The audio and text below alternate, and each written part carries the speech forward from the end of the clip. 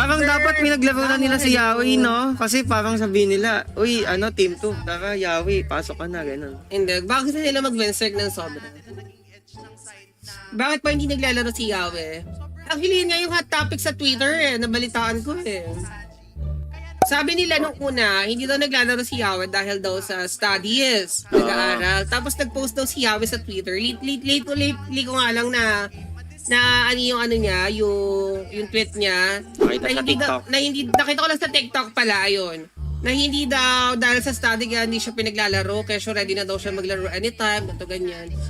So, kahit ako curious din ako kung anong meron, bakit hindi siya naglalaro. Nag-aaral si Yawe, ma'am, sabi ni A. Oh, diba? Ayun nga yung sinagot niya sa Twitter. Sabi ni Johnny B, Hindi po nag-aaral si Yawe, yun ang sabi niya. Yan, sabi ni Caro. watching us, May ha? nag-comment may gout daw si Yawe. What is gout? I don't know. Ano yung gout? Search. Gout, G-O-U-T? Sa Sa kamay? kamay? Legit ba?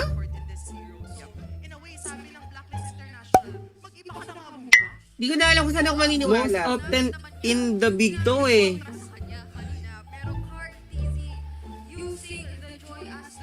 Legit ba Sa yan? akin, parang may doubt naman. Kasi nag-post siya sa Twitter na gusto niya na nga daw mag-play Oo, sabi ni, parang nakita ko sa TikTok, sabi ni Yawe, ready na daw siya. Huwag niyo nga gawa ng, kwento, gago kayo. Lol daw sa gout. Baka kayo magkaroon yan, gago kayo. Hindi ko sure. Ayun daw may nag-comment. First time ko alam marinig yung gout Bago sa akin yan. King donation. Gout pa nga Yan, Ay, baka naman nanulog yun. Nagjo-joke lang yun. Ba't binasa ko pa? all May the way nagkarang from- ka dito. Gender reveal po ng bibi ni Yahweh. Grabe naman po. Lahat na ng issue. Nakakalaka kaya. Yan, thank you kay Flench de la Cruz and kay Madam Win Labros. And diba isa, nilipat na ata siya sa Aura Fire. Mainit.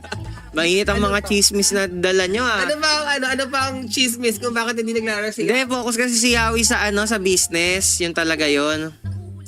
Grabe yung mga nagsisend sa atin, kailan po kayo manonood sa Venue Moms SGD naman, from Singapore. Okay, sa guitars. Sa ano na kayo manonood? Sa Sa playoffs na. Highly likely Grand Finals. But we'll see.